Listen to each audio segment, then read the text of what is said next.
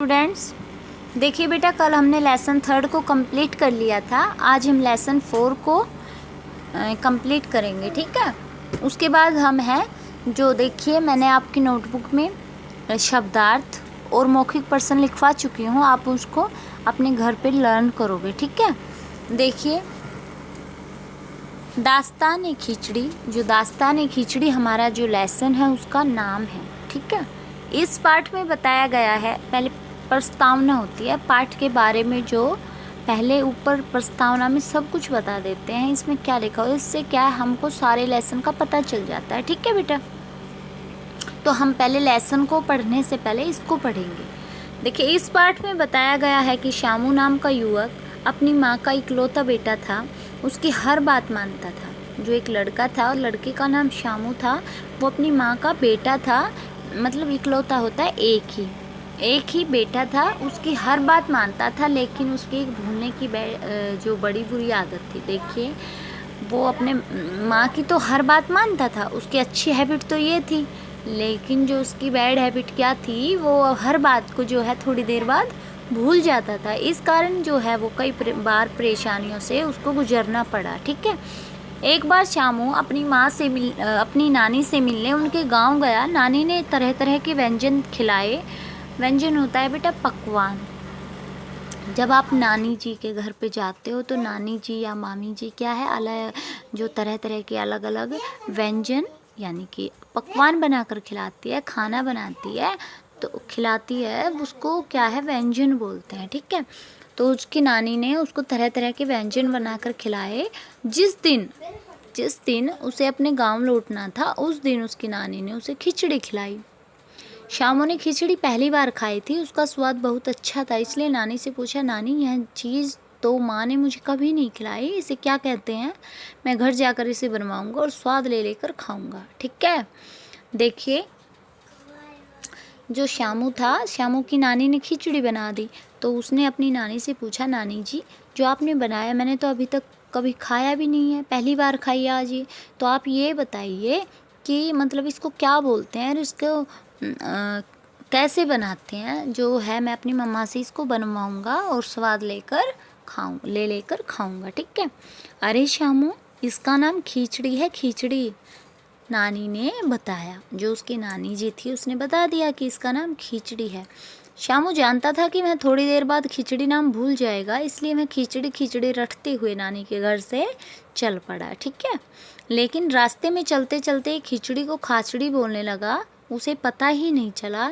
थोड़ी देर बाद वह एक किसान के खेत से होकर गुजरा। किसान ने श्यामू के मुंह में खाचड़ी खाचड़ी सुना तो उसने गुस्से में आकर श्यामू को 2 थप्पड़ जमाए और कहा, नालायक, खाचड़ी खाचड़ी क्यों बोल रहा है?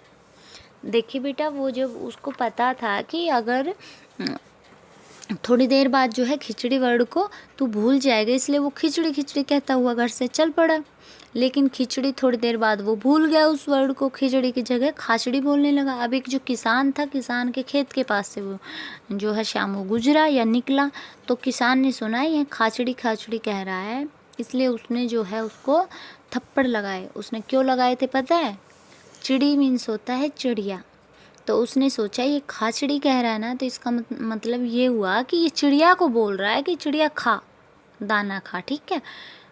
ठीक है बेटा, अब देखो, तेरे ऐसा बोलने से तो चिड़िया आकर मेरे सारे खेत की जो है फसल खा जाएगी, मतलब फसल खा जाएगी।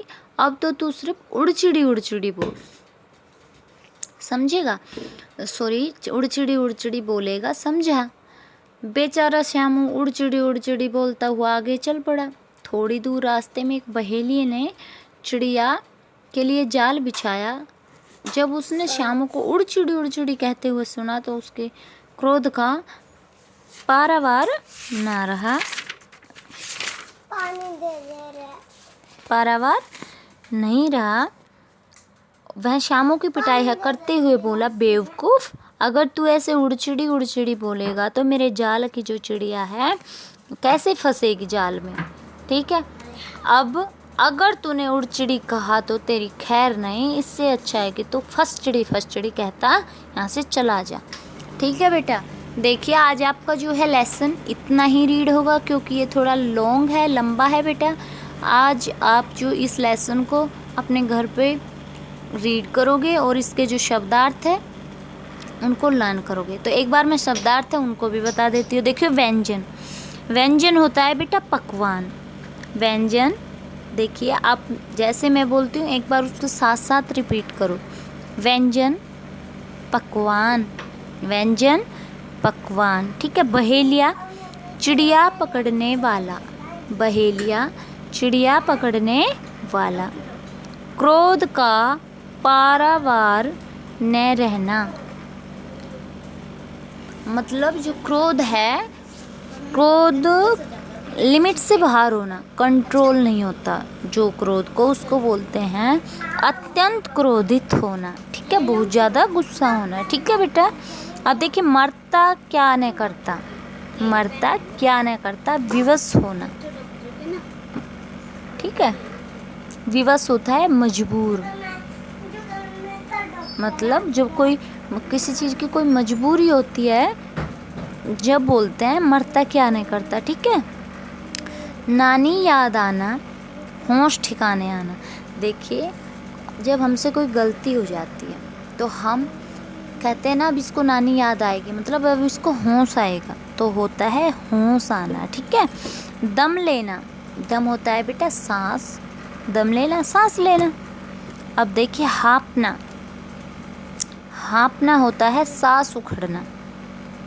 दिमाग ठिकाने पर न होना, क्रोध का वश में न होना। जब दिमाग ठिकाने नहीं होता तो क्या है, क्रोध वश में नहीं होता, वश मतलब कंट्रोल में, ठीक है, नहीं होता।